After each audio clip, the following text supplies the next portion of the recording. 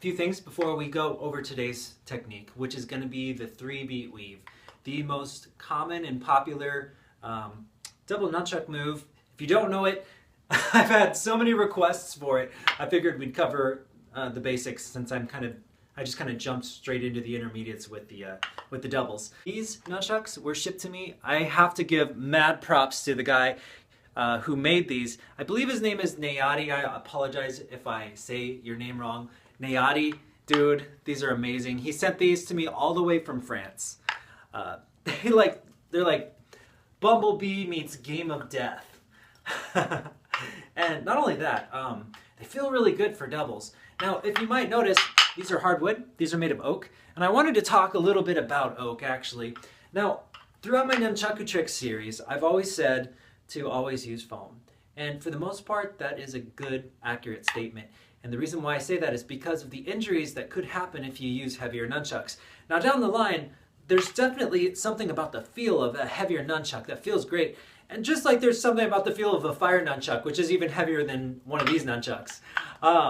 But I guess what I'm trying to say is there's pros and there's cons. There's no such thing as a better nunchuck. There's just advantages and disadvantages to each.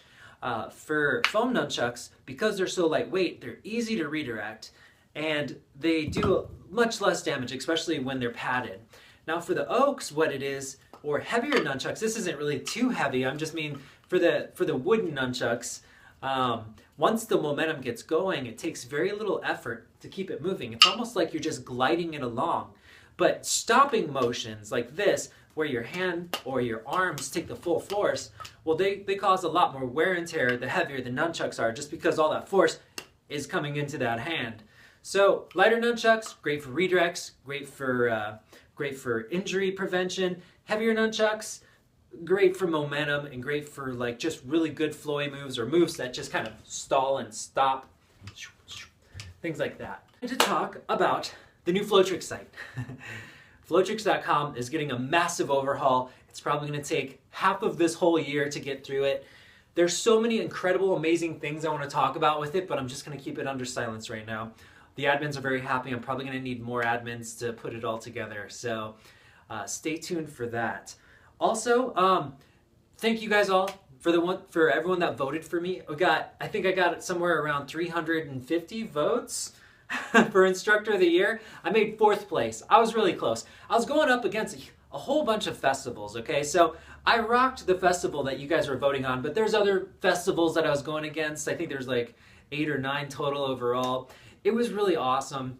I have to say, like, thank you so much. Like, that support means a lot to me. It really does. I was going against communities that were, I mean, the nunchuck community is still fairly small, and we're going up against, like, the hoop community and the poi community, which are huge. Like, you know, they have probably, like, 5 times more people in those groups. So, you know, it's an honor to have so much support.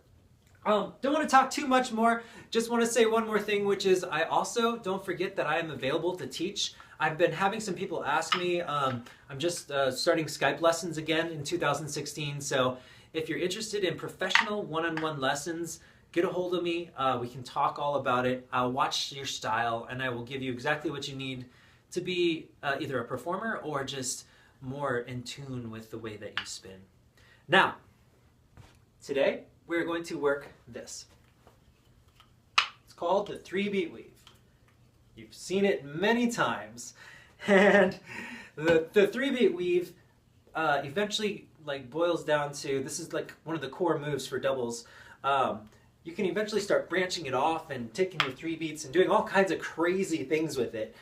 This is all basically kind of the same motion that I'm doing. I'm just like pulling it across different quadrants, which we'll go over later. But basically what I'm saying is, if you can do this move, this kind of sets you up for a lot. Now, trying to teach this thing, there's actually a lot of different variations, so I'm just going to go over one variation of it today. We may go over it on a different variation on a different day because everyone's going to learn this differently. Now, with nunchucks, it's harder to do 3-beat weave because they fold. They're bendy like noodles with baseball bats on them. So, what I want you to do, and these, I'm grabbing just my fire sword and some stick. Okay, but basically grab 2 sticks, okay? We're gonna use sticks to start with because that's the best way I can describe it. If you remember right in my old videos, I have always talked about like a figure 8. I'm gonna go back to the nunchuck again. The very basics, I say make a figure 8, you make a circle here. As soon as it hits 12 o'clock, you cross it over and you make a circle behind you. So as soon as we hit 12 o'clock, we slash and cross over to the other side. So the 3-beat weave is going to kind of follow this same idea. It's going to be kind of like a figure 8, except we're adding just a little bit more to it, okay? So we're going to hold this at 9 o'clock and we're going to take our other hand and hold it at 3. All we're going to do is we're just going to reverse our arms in opposite directions until they completely cross again. So if you notice, as this goes down, this goes up. As this goes to the side, this goes to the other side. As this goes to the other side, this goes to the other side, etc., etc. I mean, you don't have to keep explaining, right? So what we're going to do is we're just going to take our hands and we're going to cross and we're going to cross. It's that simple. So we're starting cross and we're ending cross. You guys, a 3-beat weave is nothing more than this with a small addition to it, okay? So here to here. Now, if I'm starting on my right side and my right hand is under, I'm going to turn over to the side here and we're going to do it again. So now I'm not standing with my body facing the camera doing this. I'm going to start with my right arm on top, my left arm on bottom, right? Oh wait, this is the reverse, sorry. Right hand on bottom, left hand on top, okay? And we're going to do the same thing again. We're going to come up, come out, come up, come across, okay? This is the start. That's the first half of the 3-beat. Now here's the thing. We're going to keep trying to do the same thing, except we're thinking of this more like a figure 8 now. So this is going to come down. So all of a sudden, once we're here, look, I'm crossing over to my other side of my body now. And we're going to continue. So this goes down to 6. This goes up to 12. And then look what happens. Boom. We're on the other side now. Do you see that? So I'm going to do it one more time here. Right hand on bottom, left hand on top. 1, 2, 3, 4. This is where we'd get stuck, right? But now we're going to twist to the side and we're going to make, all of a sudden we can go farther. Now once we do this, we're actually going the opposite direction. We're creating a reverse circle now. So this is coming up and this is coming down. Up, out, down. And look, we're going to do the exact same thing again. Once we come to here, we're going to pull it down to here. And don't worry, I'll go over this again. I'm just kind of giving you the idea. We're going to start from the beginning again. Right hand on bottom, left hand on top. They're standing cross.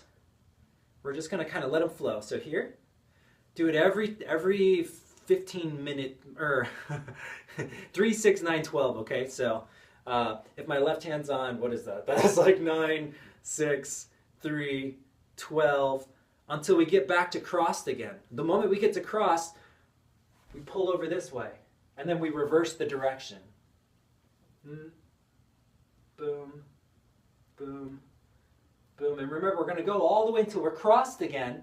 Once we get crossed, we cross to the other side, like this. Now I'm going to stand this direction so you can see me this way too. So, right hand on bottom, left hand on top. So we start off here. So this right now is at, this will be like my 9 o'clock. I'm going off my right hand.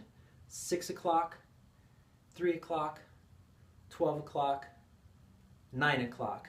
And we're back to this sideways position again. Now watch, I'm going to cross my body. Basically, I just made a circle, see? Right there. So I started pointing at the camera, and I end pointing at the camera. So we make a full circle. So watch this again. My sword is here, and it ends in the same spot, except for it's on the top instead of the bottom. So it's on the bottom, rotates, it's on the top, and it's pointing at the camera again. And then from here, I'm going to twist it over to the other side. Remember that we're still doing the clock thing, so we're moving at 15 degrees. So now this is down and this is up, and we're going to unwind it. We're going to do the exact opposite motion. Here, here, here, here, here. And we're back to this again. Do you see how the green's pointing at the camera? We'll rewind it. Green's pointing at the camera, green's pointing at the camera, and then we'll cross. 1, 2. Swords pointing at the camera. Swords pointing at the camera. 1, 2. Green's pointing at the camera. Green's pointing at the camera. Do you guys see how this works? there's just two motions. Once you get it to point at the same one, it's just one to get it to cross over the body, and two to get it to point, the other side to point. So here, roll in a circle, 1, 2, here. Oops. I'm gonna go off to the side one more time and show you guys one more time. So the sword's pointing forward, it's on the right side of me, and I wanna get back to the sword pointing forward.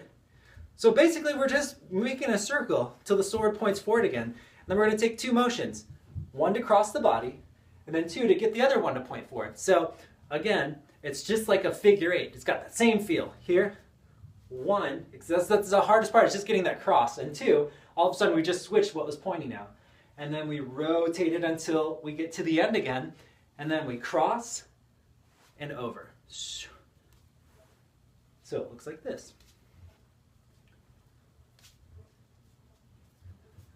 And then after you get the flow for it a little bit, you can start to speed it up.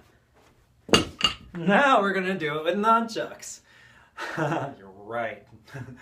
Anyways, right hand's on bottom. Now, the thing about nunchucks is the ropes are really small. So it's a very fast motion. If you look, my hands are doing this very quickly, okay? So it's gonna be a little bit harder. But since you're just beginning, I want you to exaggerate it, and then we're gonna slowly like pinpoint it a little bit closer. So right hand's on the bottom, left hand's on the top, okay, like this. And all we're gonna do is we're gonna just kind of spin it this way. I know it doesn't look great yet. Over. We're just doing the same thing that we did with the staff, okay? Here, here, except for the chucks, because it's not moving, they're always gonna be pointed downward, which is not gonna look right. But if we moved it, it'd look like this. Okay, so what I want you to do is right hand on the bottom, get the right hand on the bottom again. Now, of course, they're just gonna fall because you have to keep it moving. So, I'm sorry, right hand on the bottom, move it to the right hand on the top, okay? So right hand on the bottom, move it to the right hand on the top. The moment that works, we're gonna twist it, and then the left hand's gonna be forward, and we're gonna do the exact same thing. So let me do it again. Right hand on the bottom, right hand on the top. And then remember, it's gonna point down and twist, kind of in the same way. Now the left hand's on the bottom, left hand's on the top, twist, right hand's on the bottom, right hand's on the top, twist, left hand's on the bottom, left hand's on the top. There's several ways that you can do a 3-beat weave. This is only one of them, okay? I may go over the other variations later. I just kind of wanted to give you something. The reason why I like this one is because it's very visual. It's like whatever's on bottom just makes a circle and gets on top, 1, 2, and then it's the other way. And it's just half a circle. You don't even have to like jag it. It's just here, here, cross, cross, cross. Nunchucks, you have to be tighter though. So even if I make them big, it doesn't quite look as right, but you can see we can still do this motion. Now eventually, you're gonna make the circle smaller and smaller and smaller till it goes down to your wrists. This is a wrist one, and then this is a fingertip one. What I mean by fingertips is like, I'm now using the tips of my fingers to do the same motion. So first my arms do the motion. So this is why I want you to work on this first. First my arms are doing these big motions, and I'm just trying to get the feel of this. Remember, keep your planes very straight, make very good circles, okay? Once you can feel your arms cross, you turn, you get your arms cross all the way on the other side, and you pull it down and you turn. Once you get that, then see if you can get a little bit tighter by pulling it up into your wrists. So the first step of it is just to get the motion like this. And if you can't get it right now, don't worry, just do this step by step. You're gonna go all the way into your arms crossed, just like we did with the sword. The most important thing is this transition. So we go over here, and if you still can't get it, just remember the transition from here to the other side is like I'm doing a figure eight. It's like it's turning into a figure eight. So it's here, it's coming over here, it's like it's turning into a figure eight to reverse, okay? And also keep in mind that everything behind me is reversing. So this is a kind of a difficult move. And there's, like I said, there's more variations. I will show you guys again. For now though, here to here. So you're crossing, turning to the other side, uncrossing and crossing again. Always getting the arm that's on the bottom to get to the top before you cross again. And we turn, and then this arm's on the bottom and it gets to the top. And then after we get it with the arms, then we take it to the wrists. So it doesn't have to be so big. And then we can take it down to our fingertips, which will make it a lot faster. From there are a lot of options. I just really wanted to get this out because I know a lot of people have been asking for figure eight wrist rolls. So again, I hope that helps. There's so much in store for the future of flow tricks. I'm gonna need some help. Again, hope all is well. Thank you all for the Christmas presents and the wonderful wishes. I hope you guys' 2016 is great, and there's plenty more to come.